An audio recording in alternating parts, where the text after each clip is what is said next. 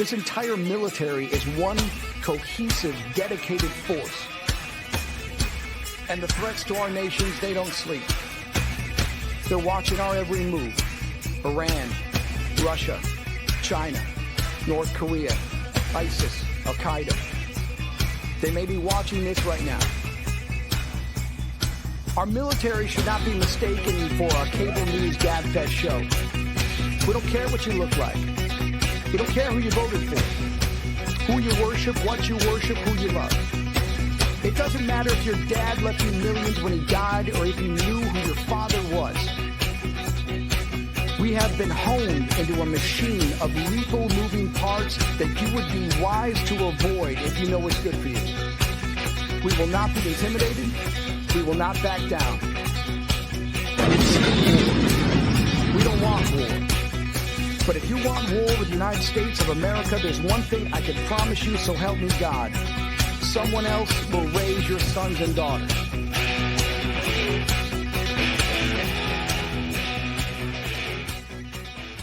Opinions expressed in this program are those of the speakers and do not necessarily reflect the views or positions of any entities they represent. Find us on the web at mbradio.us. Good evening. Welcome to the Farron Dozier Show on KCAA Radio, 106.5 FM, 1050 AM. Also streaming from the KCAA Radio.com website and mbradio.us. We got to bless the show before we get started. Let's go. When I was in my mother's womb, I had a calling on my life to do something in the glory of God and marry it like a wife. Commit myself to his word and never be led astray. And when it's all over, when he comes, I'll be glad to see that day in the morning time.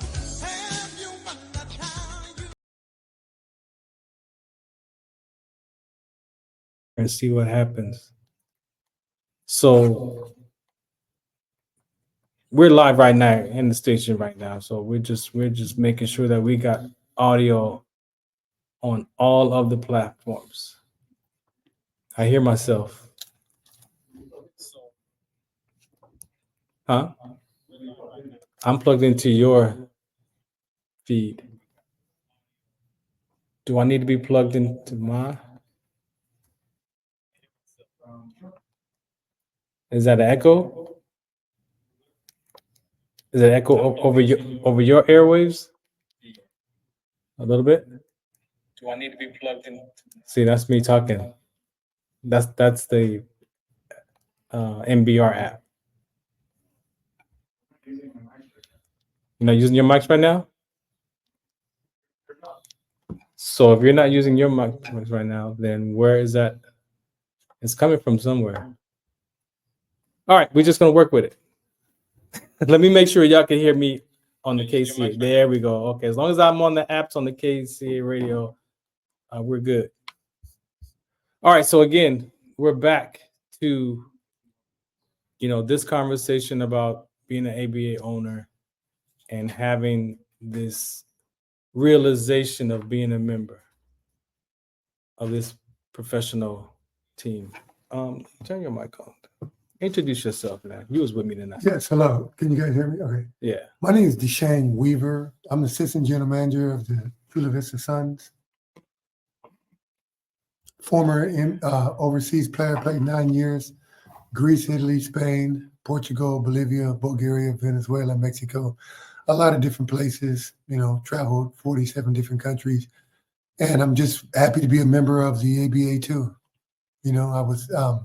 We played you guys a couple weeks ago, and you guys look so much better, just the progress of basketball, You guys look like a real team. And I was kind of like feeling like you guys should have won that game. Yeah. You guys had it, just a couple little things like the threshold, Yeah, we were there. And being a new team, playing y'all twice back to back, which your team is one of the top teams in our conference, and being able to score 137 points up against you, and then score another 130 something up against you, and then tonight, with another team who's one of the top teams in our conference. Yes. So we've had 3 games Yes. with the top teams of our conference. And I have to walk away with that as a win for the experience. Maybe not for the activity of the W, but the growth Yes. of these new players. And I can see the growth what you guys had, and that's what I wanted to tell you guys. I was telling them individually, they look so much better as a team collectively, because you guys the score wasn't as high, and that let you guys know the additional players that you brought a lot more physicality. Yeah, and that's what we needed. We needed that, and I'm glad that we were able to scout them out and find that. I got a few guests that's going to be here, so I definitely want you to chime in and kind of hang out with us. Okay. I appreciate you for spending time tonight. So yeah, I got to deal with that tonight. And my GM, Ila, he heard me. He saw it. He was like, "Don't go there." He's like, "Don't go there. Don't go there." And I was like, "I'm cool. But on my ride home, I had to digest that. And just be okay with that we still accomplished, right? And we got, 14 more games or so. So we just getting started. But tonight I got some very impactful conversations with you. I got Coach Will is here from the Sports Collective TV, media, and radio crew that we have. I got people sending me messages of, I'm on Twitch. Oh, they said we on Twitch too. So, all right. So we're going to play some commercials and we're going to come back and then get right into this conversation. I believe all the guests are here, so we're not going to waste any more time. Again, this is the Farron Dozier Show on KCA Radio, 106.5 FM, 1050 AM. Also streaming from the KCAARadio.com website. So if you're in your car out here in the Inland Empire and you got to get out of your vehicle, grab your device, type in KCAARadio.com and click listen live or watch the live, or go get the app because KCA Radio has the app as well. Also does MBR. So make sure you go to those two platforms and get those apps, and you can catch us streaming from wherever you are, your devices. The Farron Dozier Show. Shout out, what's the count? We're about to play this commercial. Here we go. Some of us still carry the burden of battle. It threatens to drown us in our everyday lives. In battle, we had our weapons and combat gear to keep us safe, to keep us confident. But when we returned home, we were not armed with weapons and gear to cope with our own minds. I was lucky to find my combat gear, my mental weapon, and it's called Calmago. Calmago is a drug-free device that allows you to achieve calm in less than 3 minutes in moments of anxiety, stress, anger, panic, or insomnia, not with medication, but rather by activating the parasympathetic nervous system through breathing regulation and multisensory stimulation. A recent study has shown that Calmago decreases PTSD and anxiety levels in veterans, helping those who are suffering and having a long-lasting effect. Visit Calmago.com to learn how you can get Calmago through the VA or with a special veterans discount code.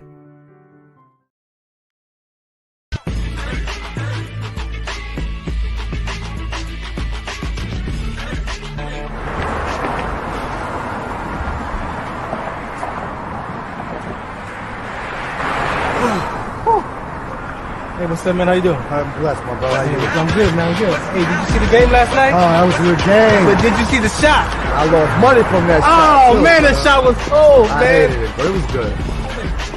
Damn. What's in those jeans?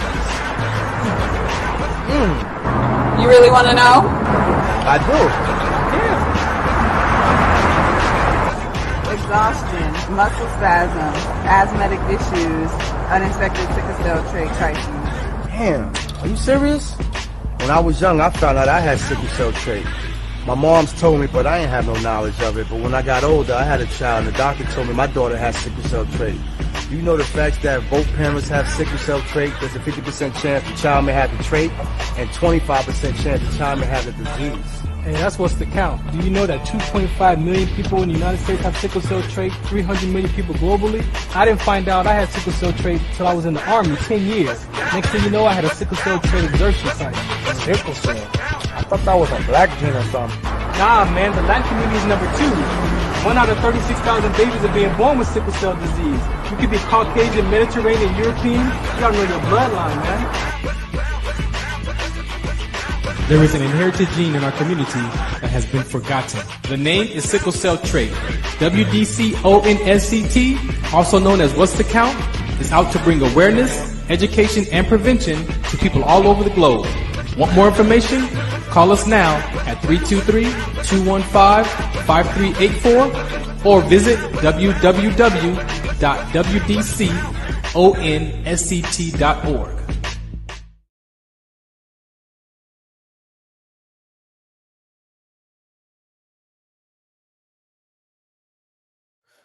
All right, welcome back to the Farron Dozier Show on KCA Radio 106.5 FM, 1050 AM. Also stream from the KCAA Radio.com website. The station that leaves no listener behind.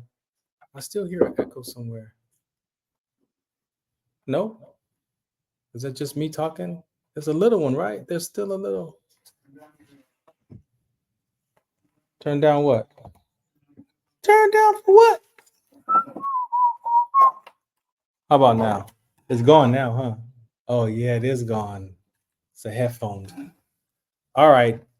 I appreciate y'all for hanging in there. Like I said, we are streaming live. Everything is possible when you're live on the radio, right? So this is where we at. But again, just being the owner of this ABA team, I'm going to wrap this up. I got to catch that because I recognize that identity. And what's crazy is being retired from the military all these last 11 years, I've been attempting to peel off these layers, right?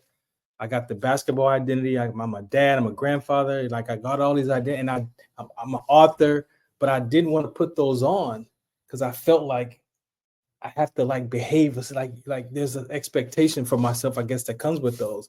So I had been resisting putting this ABA owner's hat on, but after tonight, I think I gotta just go with it, man. There's something that clicked that I'm like, you know what? I gotta go with that. And so we got a guest here who I'm sure he can relate, being a professional athlete at one point, and having a son who's in sport and in football.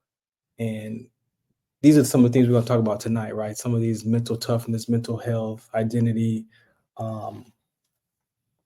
having children that's in that same vein. So let me bring up Coach, man. Coach. Hey, what's going on, fellas? Hey, man. How you doing? I'm good. I'm good.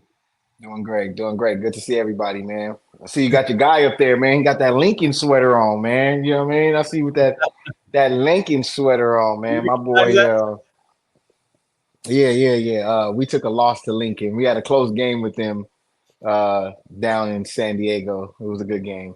Much love for those guys. But I noticed that sweater early. Okay. Coach, man, appreciate you for hanging out tonight. We got a real one on the deck coming up tonight, man. So what do you want to say about our guest coming up? Just excited, man. Great guy, phenomenal character. You know, when you talk about someone that leads by example, great leader, just on all, all sides of the spectrum, right? You know, you talk about father, coach, mentor, brother, husband. I mean, you name it.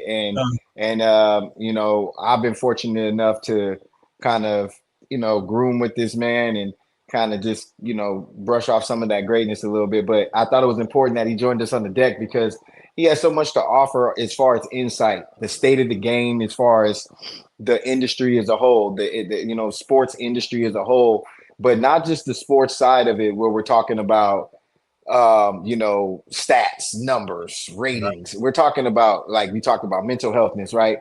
The before the game, the after the game, the during the game process, the preparation. So I don't want to take too much away from it. I feel like I said too much already. I just like to bring on, our guy, Robb Davon Butler, who is, up for a lot of great things coming. I'll let him talk to you about that more. What's happening? Yeah. What's good, my brothers? Can y'all hear me okay? Oh, yeah, you're good. Thank you. No doubt. Thanks for hanging out tonight, man.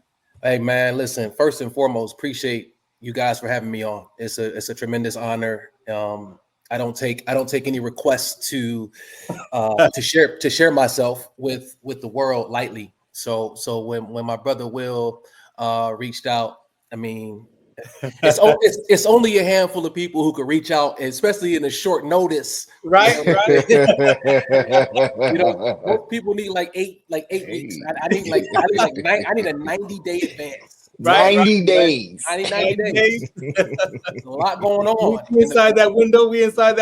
Yeah, you are well within that window, but it's Coach Will, man. It's Right. Coach Will. So it's an automatic yes. Cool. Appreciate Again, it, thank appreciate you. Just kind of introduce yourself a little bit. Don't give it all away, and then we'll get into it. Sure. Well, good evening, everybody who's tuning in from wherever you're tuning in from. My name is Robb Davon Butler. I'm a 43-year-old man of God. I'm a son. You talked about peeling away layers earlier. So notes like, man, that's deep because as you ask me who I am, I immediately think about all those things that you were talking about. Exactly. And you know what's wild, bro, is that those are the roles that we play in this motion picture called our lives. Yes. But it's not who we are. No. It doesn't. These roles, husband, father, leader, entrepreneur, ex-NFL player, whatever, businessman, child of God, none of those things really quite capture our essence. So with that being said, I will answer that two ways. One, from a human perspective. Yes, let's go. I am the eldest son of Robbie Darnell Butler and Kimberly Poole. Okay. Sweet. I am a husband. I am a father. I am a leader. Yes, I am an ex-NFL player. And I can go on for 30 minutes about all the roles that I've ebbed and flowed throughout my life. But I think for the benefit of the listeners, and the edification of who I truly am, man, I am a man of God with a mission and a purpose. I am a spiritual being having a human experience. Thank you. I am a masculine energy, a divine masculine energy on a mission. Yeah. To remind people who we truly are. That's what gets me high. Yo, let me tell you. I thank you for reminding me, because I had to come back to who I am as a person when I show up without all those identities, right? And who I am is that others see their greatness through my self-expression, by being used by their language to be set free, while being here and being here, right? So that's here listening and here present. Right? Presence. Yes. All by reconciliation and forgiveness, man, and self-forgiveness. So when you said that, I was like, oh, you brought me back to my spiritual being first. Yeah. Let's not basketball owner first. It's right. who I to be when I show up right here without all of that, man. So we right on point. We right on point, man. So thank you for that. My pleasure. Any comments you want to say about that? It's funny that you guys say that, because me being divorced and, I had a wife, and imagine, like, I played professional basketball overseas in a lot of different countries, but imagine that your significant other is bigger than you. She ran an Olympics. She's a gold medalist. She's a coach. She's an Olympic coach now, So and I was like, I feel it too, but I have a son that's playing overseas now. He went to Oral Roberts. A couple of years ago, he hit the big shot for them to go to the Sweet 16. He hit that shot. Wow. Your son? Yes. Oh, Shane Weaver Jr. See? Yeah, and he it's one of those nights. Yes. I was just thinking, like, I have accolades, but they have so much more. He has 3 degrees, a bachelor, 2 masters, and I'm like, she's had a doctorate. And, he was talking about how spiritually, it's all. I was just thinking about how blessed I am when you were talking. I was like, I am truly blessed just to be here with you guys. Yeah, well done. It's given us so much. Coach, what you got over there, Coach? Man, I know you. No, man. This platform. I think having these brothers join us, not for just a sports segment of the show, but join us on this important mission. It's a message that needs to be heard, and I'm just here to support the platform and these gentlemen being able to get their word out, get their message out, and I'm gonna give the people a chance to hear from me. But I love what I'm hearing. I love the direction we're going in, and I'm just waiting for more. So, Coach, man, we got so much to discuss in this short. We don't have enough. We need like a 90-minute show for real, especially tonight. But one of the things that I really wanted to address with you, we can relate to that identity from the athlete to men. How many years you played professional? Me, 24 years in the Army. How was that transition for you when that helmet, when those pads came off and you was not going back to the locker room ever to put those on again? Please share that. Man.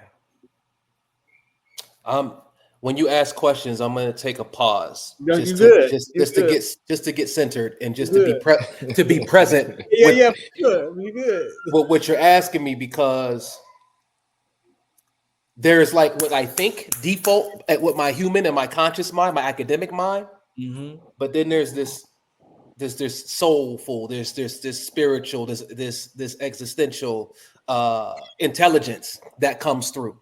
Yeah. So in order to let go and let God and just like get out the way, you know what I'm saying? So, man, let me set the table real quick. So I said out of my mouth that I want to play in the NFL when I was 7. Okay. So I was this 8. I was actually 8. I started playing organized football at 7. I went straight to contact. One of my buddies from the projects where I grew up in Pittsburgh, Pennsylvania, was like, "Hey man, you fast, you should play football." I'm like, "Man, that thing, like, football is violent. That's crazy. Why would I run into somebody at full speed for like no reason? Like that's stupid. Let's just wrestle. Let's just play fight. We can slap box, like whatever we doing, play it tag in the hood. Like that's cool." He was like, "Nah, man, you got to do it." So I go out, I get number 63. I'm trash. I'm fast, but I don't know. I don't know the game. I don't know. I'm 7. My bro is 9. He was he tiny mites. We were on the termites. He was at the top of the termites. I'm just getting started. He the one scoring all the touchdowns. So I'm like, all right, good. So I mean, he's good. He's fast. He's all swagged out. Got the high top fade with the box and all the Jordans and all the, like, the girls love him. I'm like, oh, hey, Kenny. That's where it's at. My dog Kenny Townsend. So long story short, I played that year. I'm like a backup left tackle and a special teams guy. I wear number 63. My dad bought the little forearm guards from Harness Wagner so I could be protected. I'm like, I don't know what I'm doing, but this just doesn't feel like me. Like, I don't, you know what I'm saying? Like, I'm not going to be a big dude like that when I grow up. So Kenny graduates. Like, he goes on to the Mighty Mites. And now I'm 8 and it's my time. Ooh. I've been wrestling with them, running with them in the streets. Those were the older homies. I always ran with older dudes. Always. Yeah. Even to this day, my closest friends, they in their 50s. Right? Yeah. It's the wisdom for me. It's the wisdom. It's the wisdom. I'm 43. Right? So I collect jewels, man. I'm that guy that I'm asking questions because I want to know. I'm coachable in life. And I'll get to that later. So long story short, I ended up scoring 40 touchdowns that season in 9 games. Wow. And I go to my dad. I'm like, "Dad, I know what I want to be when I grow up." Because my dad was one of my coaches, non-custodial, but he was always present. We'll get into that too. Yeah. I said, "Dad, I know what I want to be when I grow up." I said, I want to go to the NFL. He said, "Boy, shut up and go hit somebody. Get back in there and go hit somebody." So I set the table because I want the listeners to understand, and the viewers to understand that from 7 to 27, 28. All right. Now it's 21 years in this identity. This identity actually protected me from the identity of gangbanger. It protected me from the identity of drug dealer. It shielded me from the identity of pimp. And because I knew I had to be eligible to play, and I knew that academics had to be, they had to be on par to get in the. I was always I was a scholars guy growing up. I was in the gifted program, 3.8, 4.0. That wasn't cool. That didn't get you the girls. That didn't get you that got you teased where I come from. I begged my mom to put me in mainstream. She finally puts me in mainstream with my homies. And it's still not, it's like a elevator. It's in between the scholars and the mainstream. So I was like in the middle because my grades was too high. She put me in there. Long story short, that taught me that, man, you got to design yourself. Like you have to design yourself against all odds. You smart and you're good at football. Right. Don't dim your light for nobody. So for 21 years, I'm on this path. Football is my saving grace and my salvation. It really was. That's why this ball is life thing is like, it's a real thing for me, right? At 28, I can't do it no more. Like in my heart, I can do it. I'm the smartest I've ever been because I've watched more film now. I've got more, I've got 5 years in as a pro, but my body is like, nah, dog. Nah, I had yeah, man. Listen, turf toe took me out. Oh wow, that was a real thing for a while. Like turf toe, you don't hear as much now with as many turf fields, but that was a real thing for a long time. I'm sorry, continue. After all of that, because we played on ash, we played on that green carpet. Like I'm that old. Yeah. I'm that age where we didn't have field turf until college. You know what I'm saying? And even that was sparse here and there. When I got to the league is when I really started to experience more field turf more frequent. It was about 50-50 at that time, even less than that. I think mostly grass fields in 04-05. But so going back to your question, sorry to set the table, take so long. So I'll speed it up. I got released. The last team I played for professionally was the Kansas City Chiefs in the NFL. Then I played in the Arena League. I had a workout with the Steelers in 2009. Yeah. I had surgery on that toe in August of 2008.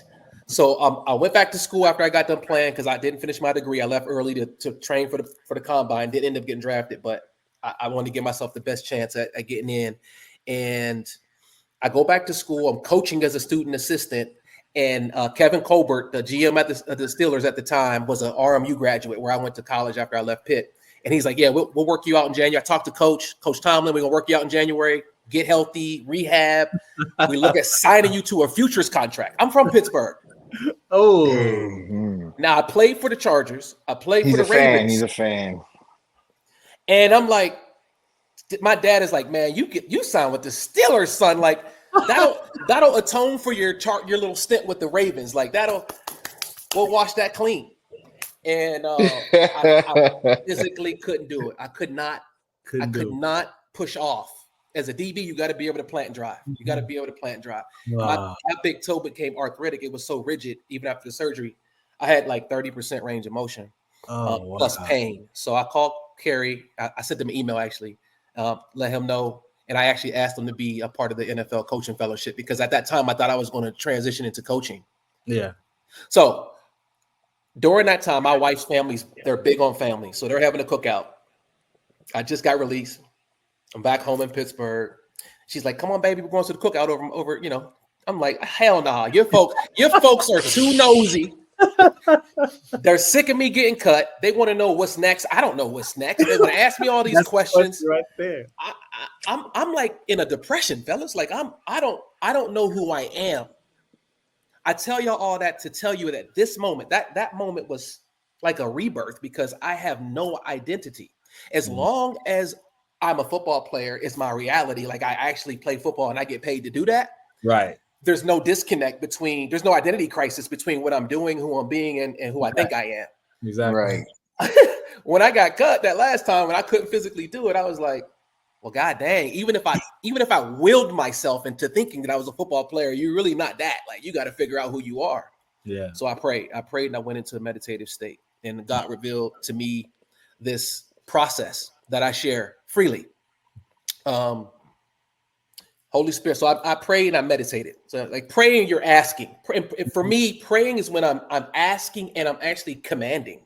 Mm-hmm. Back then I was asking. Now I just command because I understand the game that's being played now. I was like, oh, I was begging before. Now I'm just remind him what he said. Come on. Remind him what he said. That's all. And I understand and have activated my ancestors. So I got the power of the Most High, as well as all those who are clean in my bloodline doing my bidding for me in the unseen. So, boom. So he said, okay, get a piece of paper, make 2-3 columns. Talents. These are abilities that I gave you that you don't have to work for. These are gifts. Second column from the Most High. Second column was passions. These are things that make you feel most alive. These are things that give you a creative energy when you do them. You do them for free.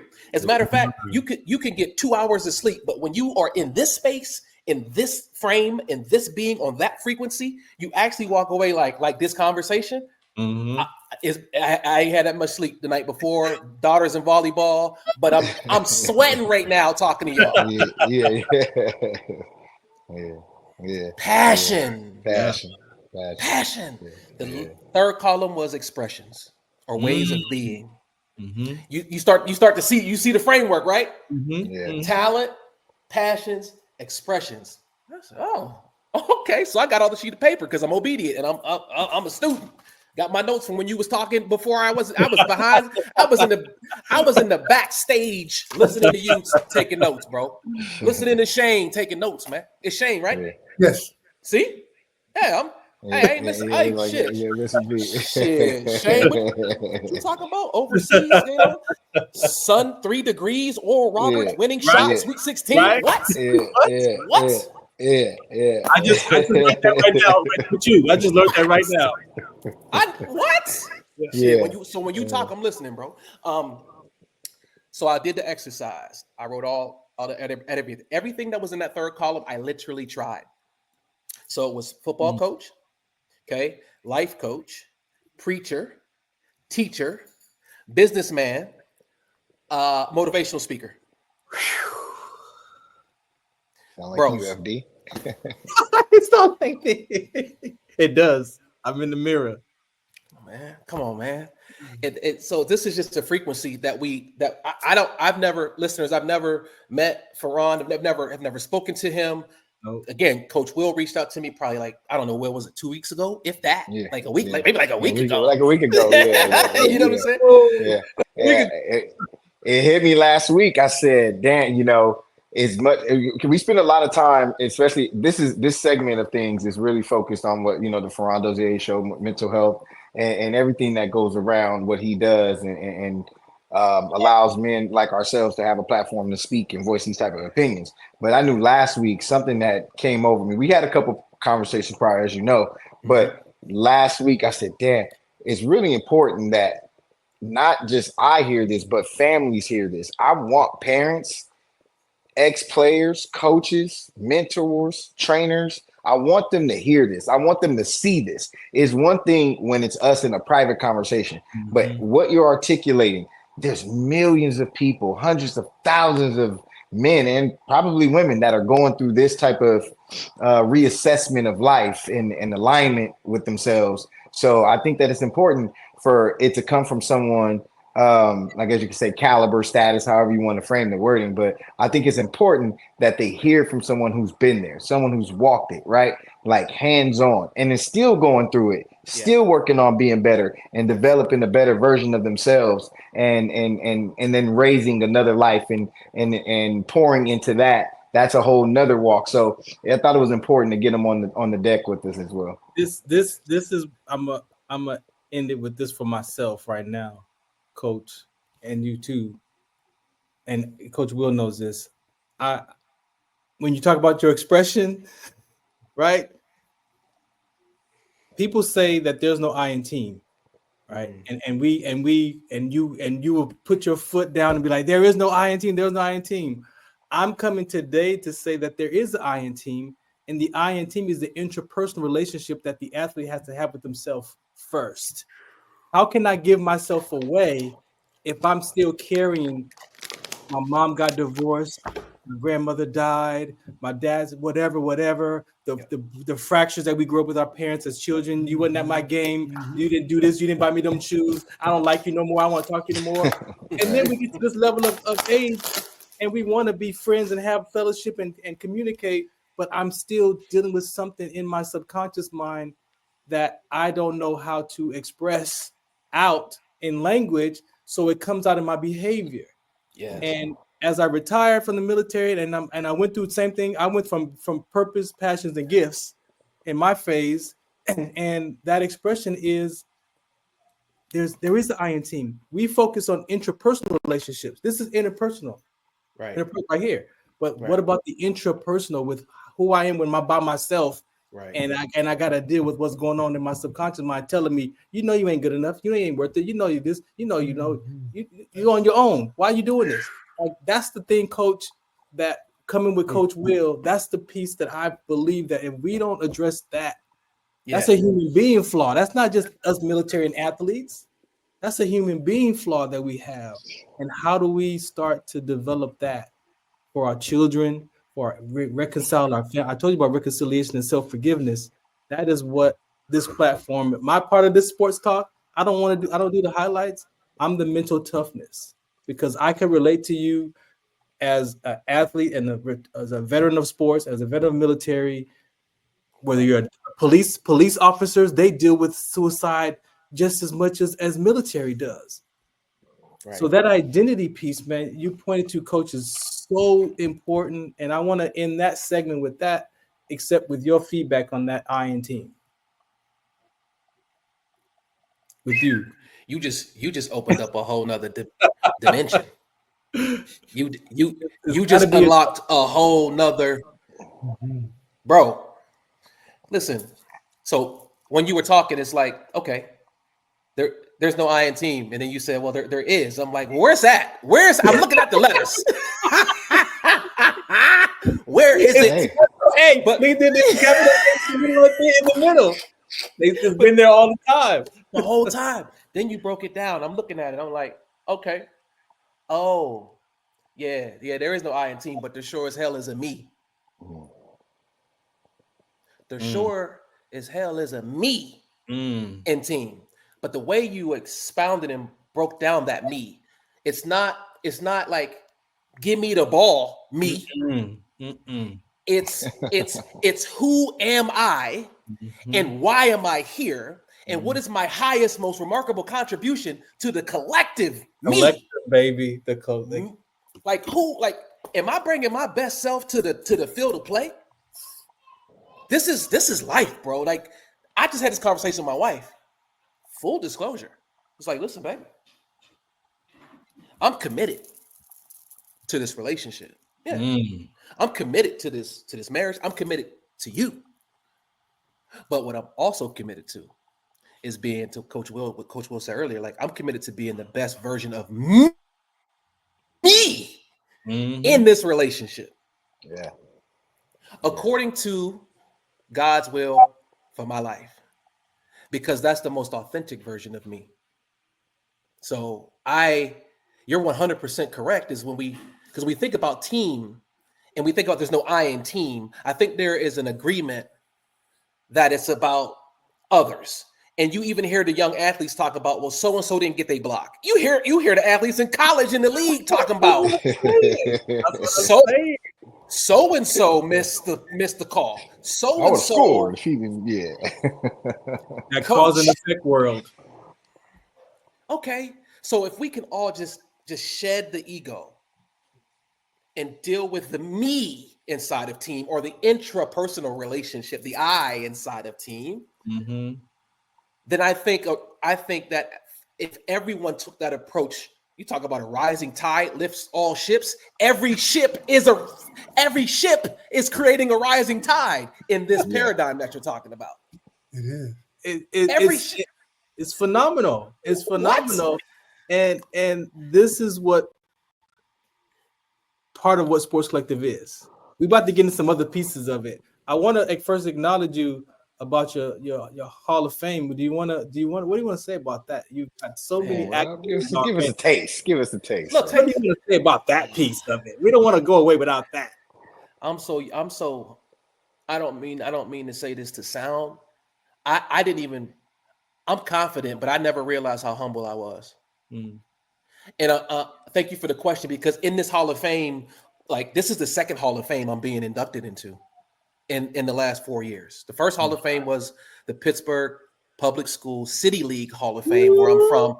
High School Hall of Fame, where we toured up one of the most winningest programs in history, state championship runs as a city school, as a public school. Okay, playing in the Whippy was what we call is like the bigger schools with 285, 290 pound linemen, when my lineman was 185 pounds. Right. They were basically receivers. Back in the day. On the Hall of Fame, I will say this. I'm the last one to receive acknowledgement and like really take it. Mhm.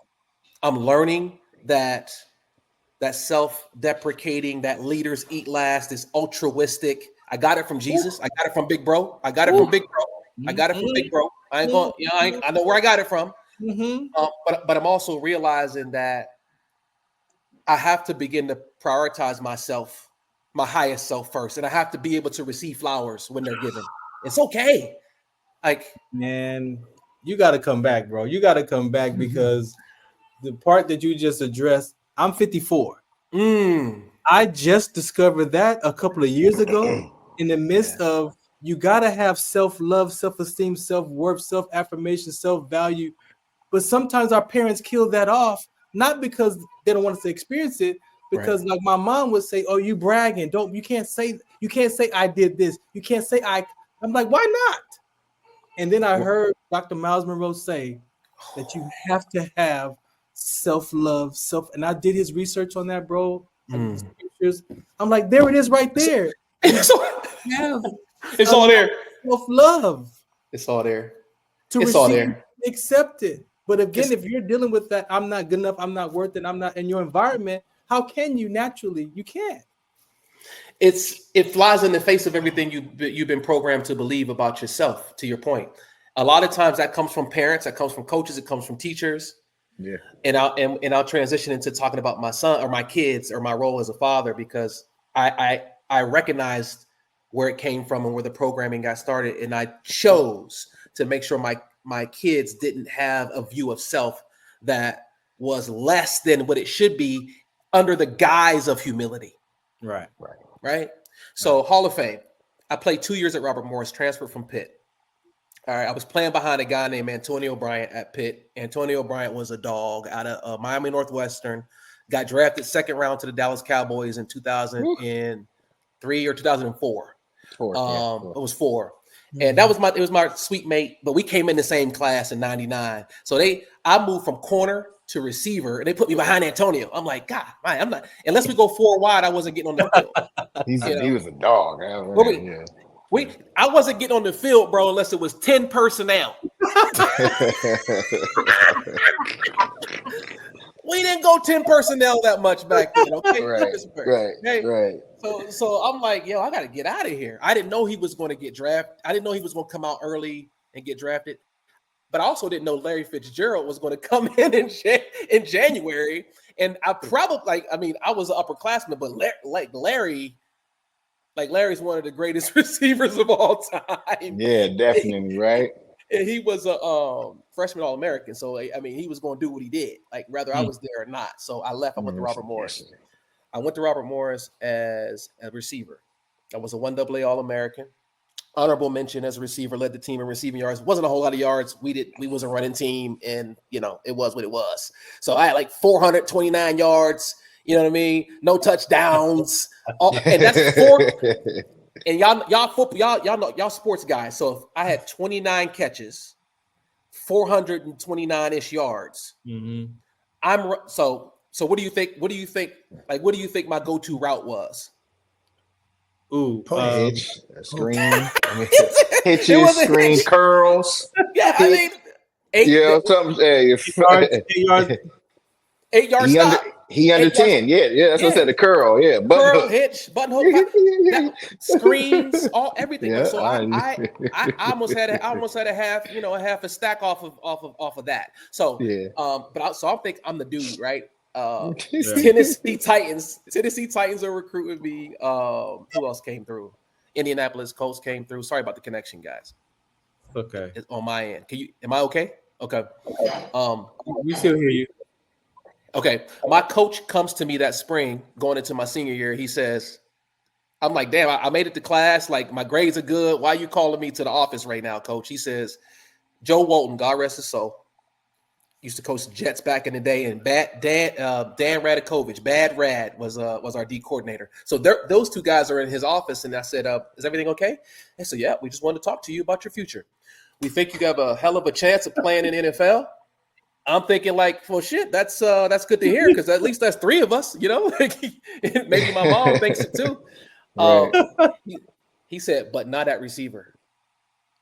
I said, oh man, okay.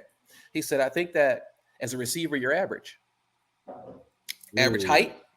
You're athletic. You're tough as hell. But I think your future and your ceiling will be higher on defense. As a safety, I've never played safety. I played corner and receiver. I'm a finesse guy. Those safeties, they taking out pulling guards like on the perimeter. Like you got C or D gap responsibilities. You got force. You got force. You got to come in using that inside shoulder force and take on some stuff, right? Yeah. So I moved to safety my senior year. They used me like Troy Polamalu had me all over the field. I was blitzing A gap, B gap, C gap. I was high safety. I was in cover 2. In cloud, I would also play the cloud player as a corner, and they would put the corner high and let me play because I was a better run stopper if they got perimeter run. So I would go down and force number 1 inside, key number 2, see run coming. I'm on it. Yeah. You got to come back to the 4th down segment in the zone. And then the HeemFactor, man, because what you're expressing, if you could sum it up, how do you see that for your son? Your son is now following. Yeah. Inspired from a father perspective. Yeah. Speak to that part. It's man. I want to get emotional on this part. Like I got 2 sons. Both of them are extremely gifted in a multitude of areas. But the youngest one, who we're talking about, the Arron, Malik, who's at the Longhorns as a freshman, true freshman, he'll probably get redshirted. He had something at a young age that I could see that my oldest son didn't have. And it's not like one's better than the other. It's just like not a comparison, right? Not a comparison. Yeah, not a. I know, because he's a gamer. Go watch the Calabasas tape, and you'll see him going crazy. All right, nice. Trust me.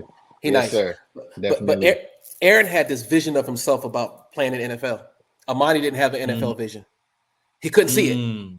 That vision wasn't given to him. I thought that he was selling himself short and being lazy and not using his gifts wisely, and I thought he was like shameful. Like I shamed him. Like, man, God gave you all of this stuff. It's in your genes. You got to do something. You got to do something with it. And but to go through this process with Arron, with the mindset you talked about, Farron, that I have now, and allowing him to go through this process because he was the number 3 athlete in the country. Right. Coach will tell you he probably is number 1. He probably is number 1 all around. Definitely. He was a top 10 corner and a top 10 receiver. And so composite, he was number 1, or number 3 athlete. That's how he graded out. So for all you dudes that kept calling me like, yo, is he really like that? Is he really a Bama guy? Is he really a Georgia guy? I want all y'all to look at where my guy is right now. You know what I mean? And no credit. I'm not taking no credit for this young man's success. But when I told you he was the real deal, this kid was the real deal. It didn't matter who he was going up against. It didn't matter what level of competition it was. And believe it or not, the kid is just as sharp off the field. That's what'll blow your mind. Yeah, we got Robert Lamar on the deck.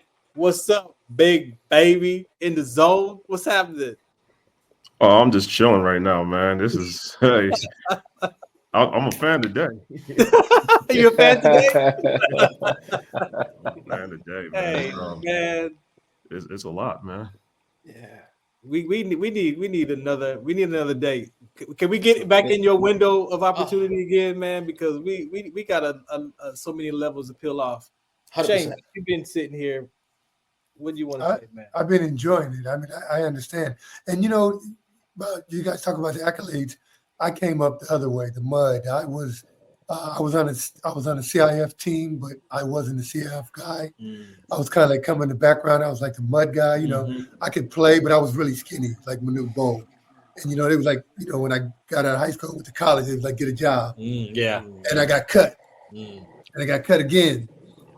And I met somebody, and it was like, hey, let me help you. Don't work. Just let me help you. See. And then I met my ex-wife. And she ran an Olympics. And it changed everything. I went to work out with them. And I threw up. and I seen I wasn't working hard enough. That's right. That's After right. that workout, it was Carl Lewis there. I didn't know who these guys were at the time. Yeah, You know, at I the didn't know time. Carl Lewis. I didn't know anybody, any of them. Yeah, I went to the workout and they were working so hard, and I was like, "You got to be kidding me!" Yeah, and it was it's a like different level. that's what I had to get. You know, that's why I made overseas, and none of my friends did. Yeah. Because it was another workout. Like I tell my son, he was like, "Well, we did drills, we worked out, we lift weights," and I was like, "Okay, did you play? Did you run more?" You know, it's like, No. Right. like he was number 4 in the nation, but he hurt his knee, and I was mad at his mom because he was playing on 2 different teams, and I was like, "You can't do that. You have to rest. You know, you really gotta, take care of your body." But they didn't see that. But you know how you say your kids, you want to pour into them, and I was like, I'm the dad. Get back, you know, that guy. You know, I wanted to coach him, but 3 minutes already. 3 of them things. We got hey, 3 of them. all I can tell you is yes, we need to get back, and I'm a fan because I really love what I heard. And Nah, man, it's important that I really wanted to make sure that we have Robb on for both parts. You know what I mean, Coach Robb. I really wanted him on for both segments, and I thought it was important that he also brings this conversation to the Sports Collective media table, because what he can offer to the people, to the community, is really some current knowledge, right? Like I always tell my players, there's coaches and there's trainers who have traditional ways, but then there's coaches and those trainers who kind of been there in current times, and they can tell you current language, current expectations. So there's some things that Coach Robb can walk us through and talk us through when it comes to reclassification, right? When it comes to the mentality and the process, right? Yeah, behind the reclass. Also, he can talk to us a little bit about the recruitment process, the patience that it takes, how to be consistent, how to follow up, what to expect and what not to expect in the process of that. And these are things that our listeners need to hear to keep their head on right, because as much anxiety as those kids feel, we're feeling it and wound up just as much, which is a transfer of energy to the kids. So it's a lot going on there. So the more education that our families have and our community has, that'll rest assured and kind of put them at ease a little bit, because the industry is evolving, the industry is changing, and you must address the football and the sport of football now as a part of the entertainment industry more than ever. So I'm thankful for having them on. I'm looking forward, Robb, for you to kind of continue to give us more. And, you can stick around. If, we can get you back on, you have a home here. I've been telling you this for a while, so I'm glad to have you on. We on AM/FM, so, when they say we got to go. So thank you all for listening in. Coach, thank you. Robb, fan, man, tonight, man. Shane, man, I appreciate you for hanging out. I got to play these commercials and get out of here. We will be back for part 2, ladies and gentlemen. The Farron Dozier Show on KCA Radio, NBR platform, Roku TV, you just name it, all the social media platforms. We here, Sports Collective TV, media, and radio. Shout out Southwestern Cal. Some of us still carry the burden of battle. It threatens to drown us in our everyday lives. In battle, we had our weapons and combat gear to keep us safe, to keep us confident. But when we returned home, we were not armed with weapons and gear to cope with our own minds. I was lucky to find my combat gear, my mental weapon, and it's called Calmago. Calmago is a drug-free device that allows you to achieve calm in less than 3 minutes in moments of anxiety, stress, anger, panic, or insomnia, not with medication, but rather by activating the parasympathetic nervous system through breathing regulation and multisensory stimulation. A recent study has shown that Calmago decreases PTSD and anxiety levels in veterans, helping those who are suffering and having a long-lasting effect. Visit Calmago.com to learn how you can get Calmago through the VA or with a special veterans discount code. Ladies and gentlemen, thank you for tuning in to Military Broadcast Radio. As we wrap up today's show, we want to remind you that the podcast of today's episode will be available right after we go off the air. So if you missed any part of the show or want to listen again, be sure to check it out. And remember, we're here to support and honor our veterans. Your stories and experiences matter, and we are committed to giving you a platform to share them. That's right. We're here to give our veterans a voice. So don't forget to catch the podcast and stay connected with us. Giving our veterans a voice.